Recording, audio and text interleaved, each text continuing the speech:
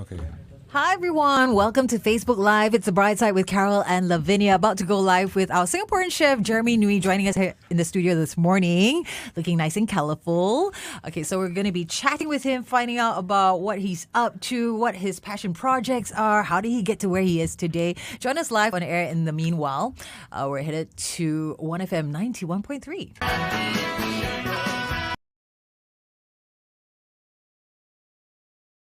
1FM 91.3. Reminder to always carry blotters around. Blot your nose. Why can't I be shiny? Why not? Huh? Carol, why? Shiny personality, not shiny nose, yeah? Good morning to you and thank you so much for having us on. It's the Brightside with Carol and Lavinia, and it's a Foodie Friday. So joining us in the studio this morning is Singaporean chef Jeremy Nguee. Welcome, Jeremy. I need to say, your shirt. I love it. It's the bright side. Like, I purposely wore my brightest shirt and shorts. You need to stand just for a second. Let me see if this can come out on the camera. You need to see this. Yes, we're on Facebook Live, facebook.com/1FM913. Jeremy, we need sunglasses to have a little chat with you this morning. Now, Jeremy, no stranger to the food scene here in Singapore. He's the founder of Batu Lesong Spice Company. They make, in my opinion, the best buah keluak sambal. Also, Mrs. Nguee, director at the Dempsey Project. You would have tried his food over at Dempsey. Very lovely stuff. So welcome, Jeremy. Yes, and you know something? We went to SMU together. I was from SMU. Really? He's my course mate. Yeah. He's my friend. Yeah, you're working so hard now. It's like, I'm shocked. Yeah. Right. Jeremy is my friend's cousin, so it's like how many degrees of separation what's going here? on? It's Singapore, man. It's too small. Know everyone. Don't be naughty. This is the lesson. Yeah. First question. The pandemic has forced many of us to kind of change and grow. And even for yourself, you talked about how you had to pivot your F&B business. You even set up a new business during that time, Dream Shop. What are some of the lessons you've learned from surviving the pandemic that stay with you even till today as you run your new projects, do your new businesses? What is it? Like myself, like many of my colleagues in the F&B industry, you have to be really creative. So shout out to all the F&B people out there. So we survived, we came through. I think we sacrificed and put a lot on the line just to keep many of our staff and Singaporeans employed. So I think we managed to do that very well together with the Singapore government and a lot of the agencies that helped and supported us. And I think one of the biggest things that we took away was that we can be creative, we can be innovative. A lot of people say Singaporeans are boring and we always go things by the book. But do? Who is this person? Yeah, man. Slap them. Put your hands up now. It's okay, never mind. But you know what? The pandemic showed that we are not.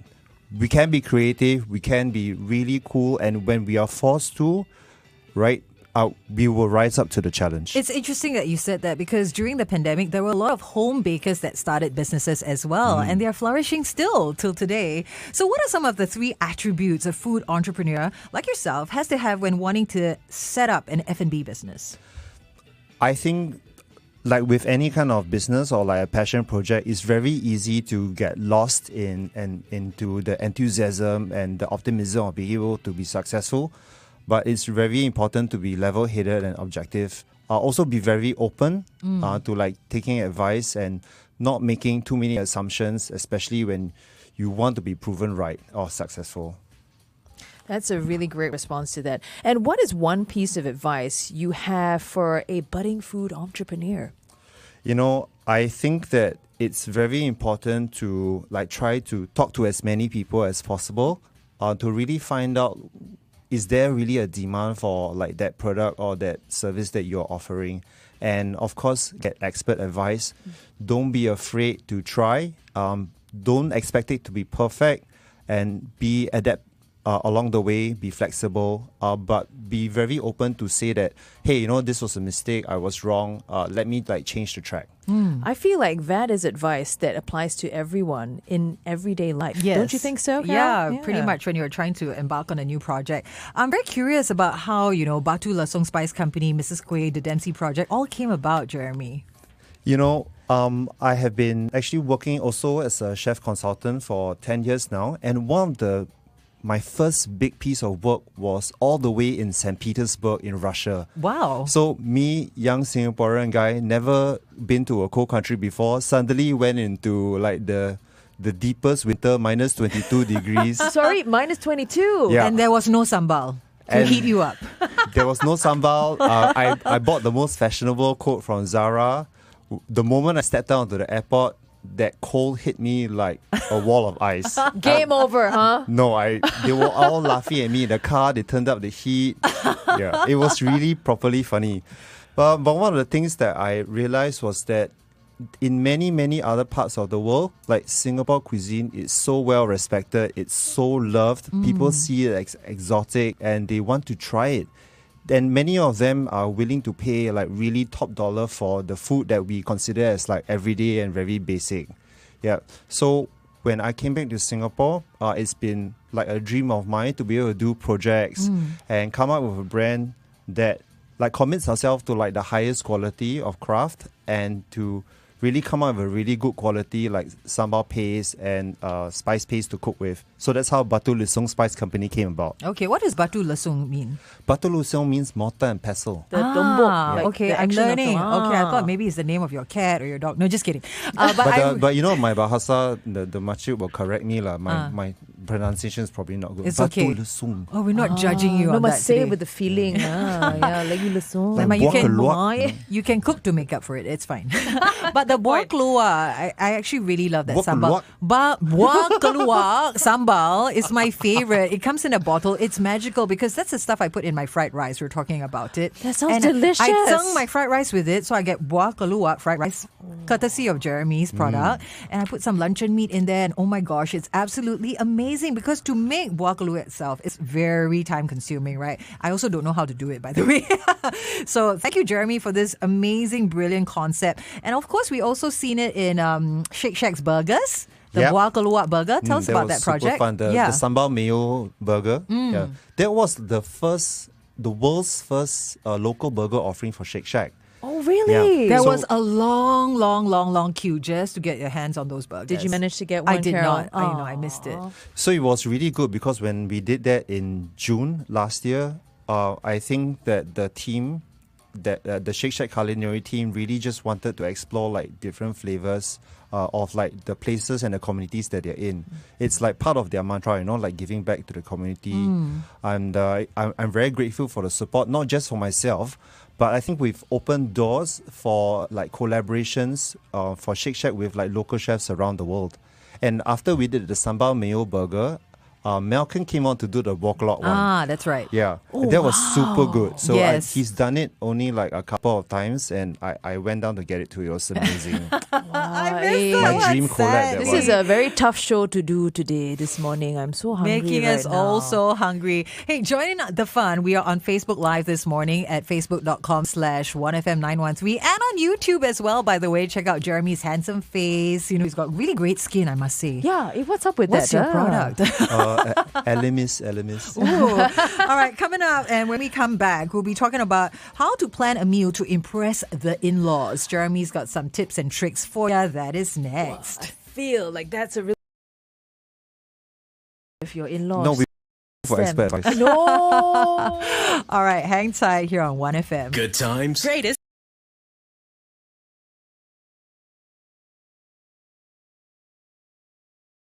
Buddy. Hey, yeah. Thank you so much for joining us. So let's have a little fun with Jeremy Nguee. Okay. So you guys, you went to uni together at SMU. Can you tell us what the you were like 21, 22? What were those people like? What was 21-year-old Lavinia like? What was 21-year-old Jeremy I like? have to say, SMU. I'm so glad I ended up at SMU. I felt like that was the place I was going to be. I met incredible people like Jeremy. It was a fun place. We got to explore everything we wanted to explore. Especially we were interested since in. you were like the second batch. Yes. We We were the first few pioneer batches. Yeah, so I the think, things dinosaur are a little bit era. more. Yeah. not 20 years ago. This one. You see this one. Hey, we need to gang up. We're There is amongst- power in numbers. Do we look Yes, like we yes. went to university 20 years ago? Yes, look at No, what you're please don't wearing. answer Yes, look at what truthfully. you're wearing. This is a thirst trap, by the way. Hint, hint. Oh my God. Humble pie, Okay, is that wait, something wait. you cook as well? You know how it is, right? I always say, like, God, why are you not fair? Because when someone is talented, right, they have many talents. So back in SMU, Jeremy was a really outstanding photographer. Okay. Yeah. So man of many talents, how did you then focus on cooking and chefing? How did you fall into that or embrace that? I think it comes with like my love for just seeing people be happy. So me taking pictures is also trying to preserve that memory. So one of the things that Lavinia and I did was to do this photo shoot in an abandoned lecture hall. Hey, that lecture hall was very cool. In It's SMU? there was. I think they were trying to refurbish Only it. year It took two and it's forever. an abandoned lecture hall. No, they were trying Wasn't to it like a refurbish it. new Refurbish campus? it. No, refurbish it.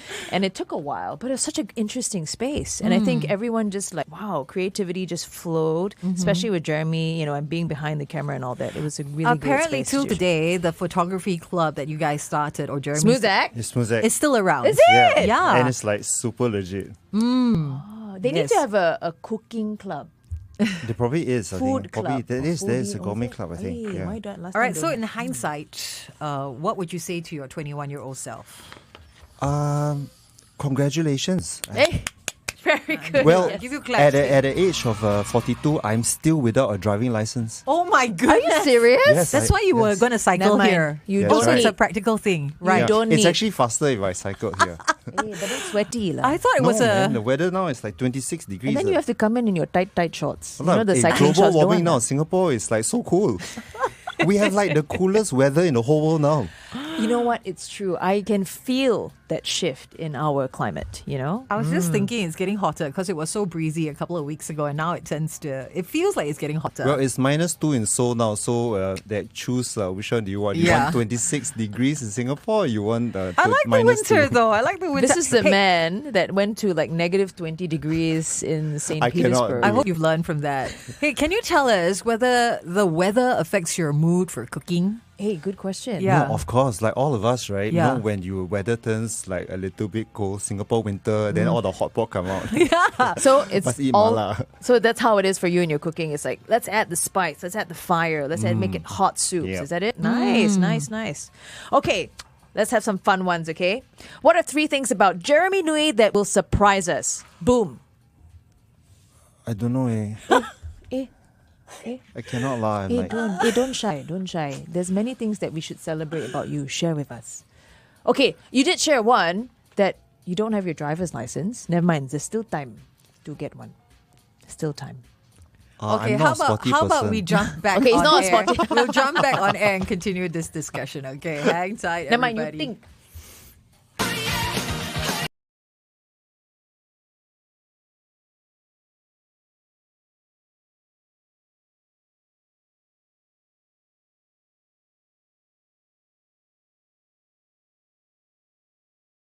Hello, good morning and happy Friday. How are you doing? It's Carol and Lavinia with you on the Brightside. Joined in the studio this morning by Chef Jeremy Nguee.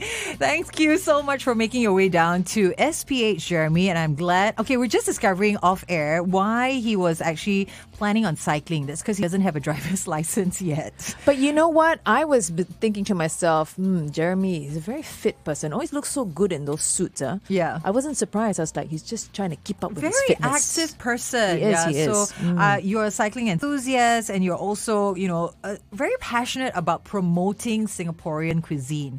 And why? How did that come about? I think one of the things that, okay, so I have a son, he's 11 this year, and he's a really big foodie. Like, he's like an also really can eat very well. Like, that's probably his only talent. Yeah, that I am probably proud of.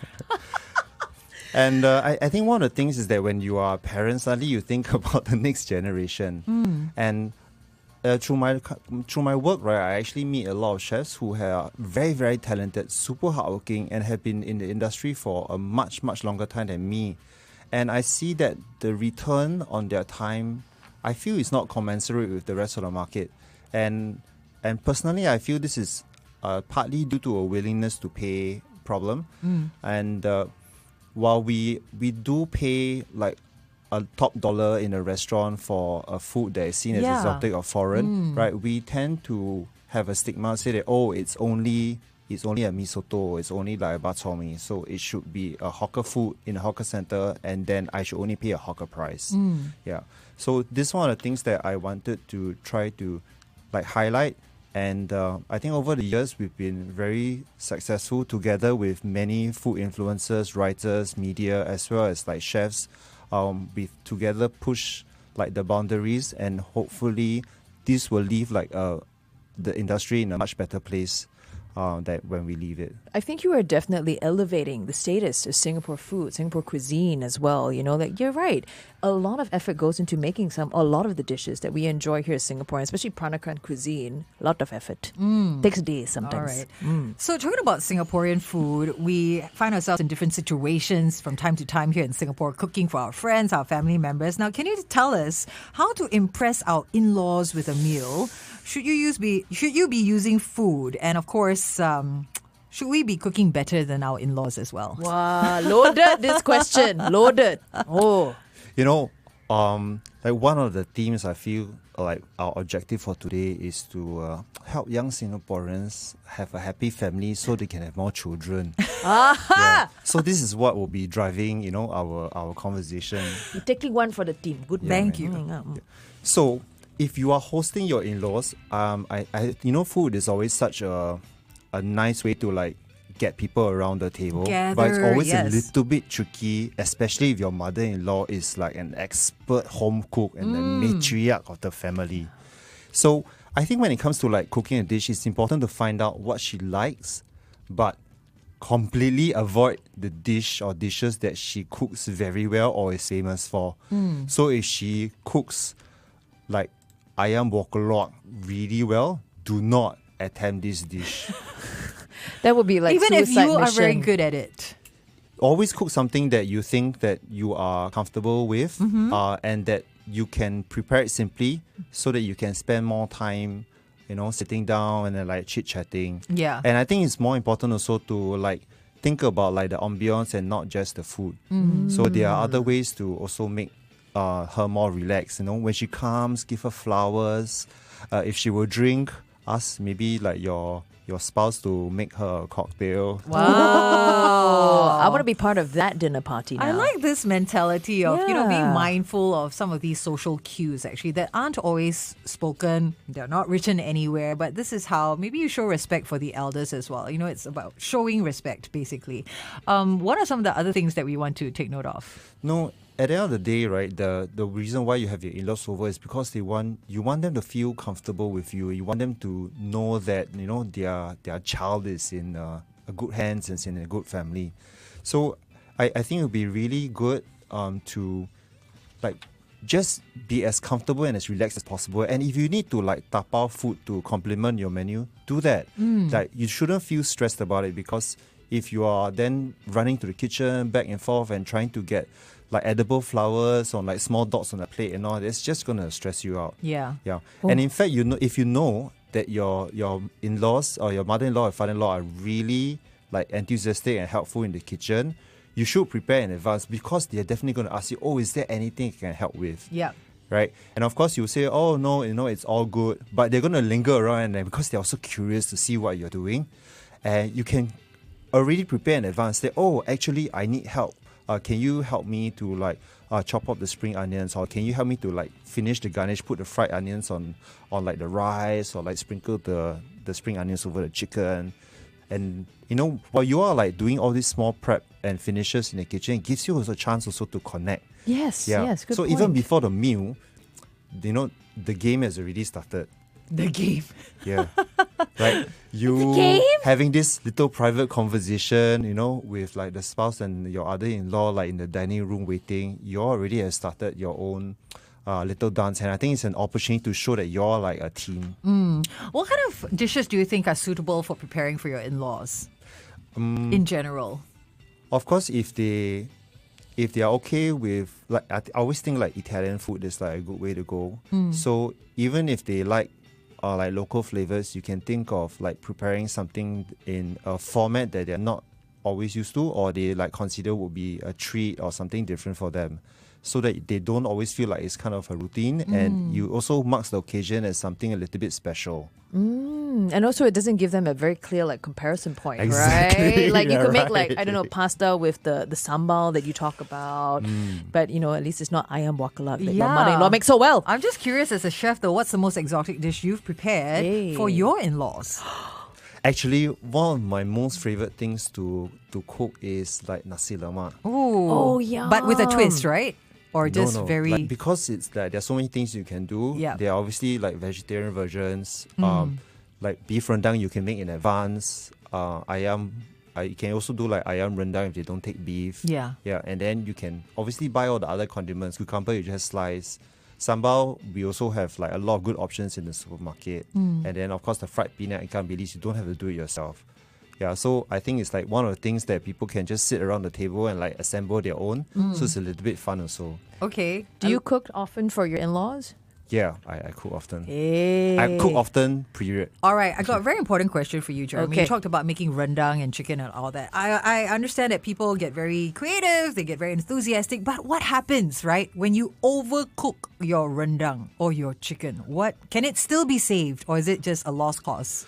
Well, okay. So rendang, the word itself means to goreng, right? It's actually frying. It's almost like a primordial form of confit before that fancy word came out. And I think in the case of like the beef rendang or like any kind of rendang is that you're actually slowly cooking and frying the protein in the coconut fat, right? Which has like reduced and separated.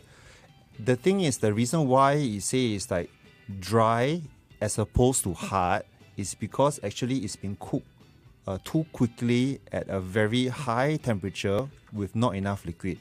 So if you think that it's like more hard than it's dry, you can add more liquid like water or stock, and then you can try cooking it longer for like maybe another couple hours at a very low temperature.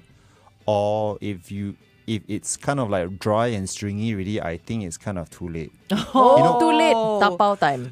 Not even. Actually, I will be posting a recipe on how I make rendang like later today. Oh, wow. Yeah, and it's the best because you get 4 hours of time in between to just do whatever you like. Nice. Oh, And I actually hey. suspect, this is why the reason why, all the mothers and grandmas used to say like, don't come into the kitchen. Yeah. Because actually they just want that like alone time. They're probably like, reading Yeah, they're probably watching book, Netflix. having, Physical 100, No, they want to just focus on their food. Well, we're going to continue this conversation online at facebook.com/1FM913. But in the meantime, thank you so much for joining us here in the studio, Chef Jeremy Nguee. Where can we find you on socials? I'm Jem Nguee, so JEMNGUEE on Instagram. And if we want to taste your food, where can we find you? You can come to the Dempsey Project. All right. And As also easy check as out your that. batu Or better lasong. yet is Yeah. like use the spice paste and the sambals and just enjoy the heritage flavors at home. That's awesome. Thank you so much, Jeremy. We'll chat to you again soon. Action!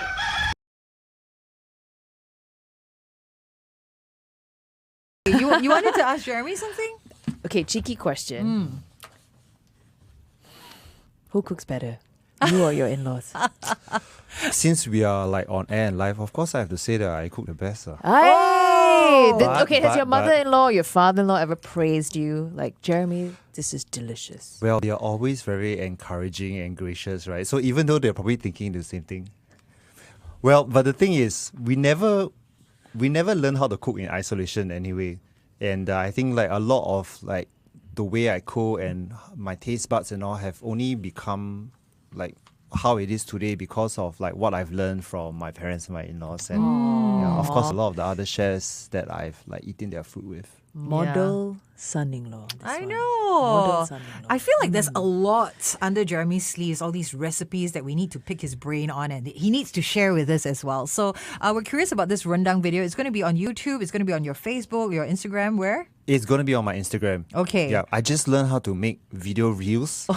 So I'm super excited. And then you can pair like the strangest, most bizarre soundtrack, like Blackpink Yeah. rendang video, Hey, It's, that's what he did. That's what he did to my bakluat fried rice. He made a video out it's of like it. what, 'cause new so jeans. Yeah, right? I And broccoli. inception the idea, and then he went to make big, fat, juicy pieces of luncheon meat and all that, and included it. It's all your fault. And then not only that, tried to zeng again the fried rice, bakluat fried rice with an omelette on the outside. Oh, God. Yeah, so I got need so to eat hungry that again now. watching that. I was so full. I had just eaten a meal and I saw that and I was like, Sila, now I want to eat it But again. you did that to me first, so it's your fault.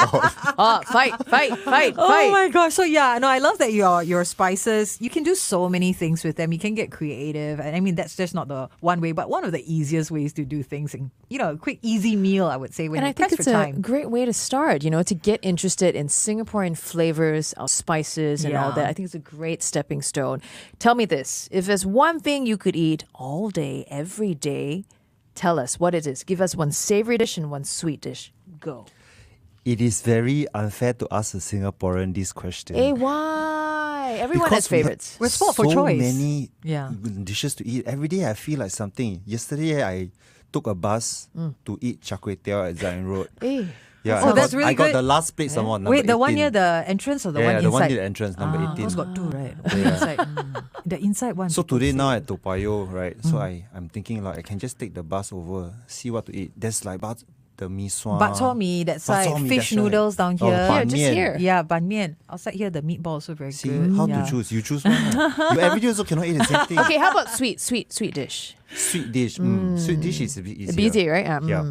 I love Mrs. Kueh's Ondeh Ondeh. I love your mother's onde onde. Yeah. It's made with Beni Imo, which is a purple sweet potato from Okinawa.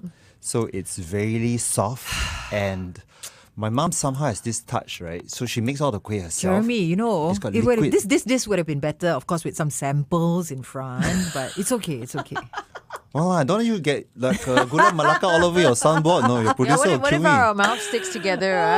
We Eating can- the kueh, then we- cannot talk already. We got sound Hey. effects then, But yeah, definitely your mom's kueh kosui is also very good. There's a very nice, delicate texture to it. There isn't that chemically taste sometimes which you get from other mass-produced kuehs. It's actually ghee. It's alkali. Yeah, it's not artificial. It's actually can be good. How did you get to that? The alkali thing is that not? So that's not It's common. like water, so it's like a similar thing to say that what makes like noodles yellow and like chewy, and it gives that bouncy texture. Okay. I think maybe in Jeremy's case with Mrs. Kueh, they just have a right balance. They have a touch of that alkaline water is just right. Yeah. So all in all, the moral here is only eat the kueh from Mrs. Kueh. But no, you no, must no, no, no. no. Why? Actually, Support. kueh kosui, like Yeah. some people like it soft and some people like it chewy. So Okay. the moral of the story is eat a lot of kueh, try all the different kuehs, then you decide which one you like. Share the love. There's a lot of Yes. love to go Okay, around. Every day I can say eat that. different kueh. Don't need to be everyday Mrs. Kueh.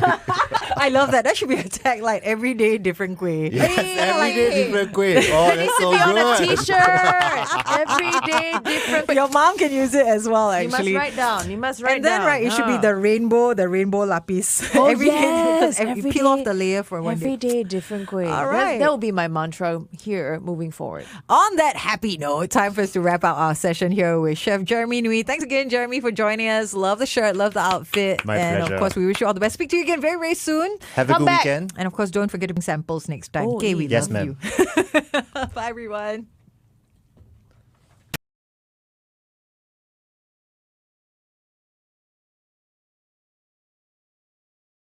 Good time. Greatest hits. 1FM 91.3. Good time. Greatest hits. 1FM 91.3.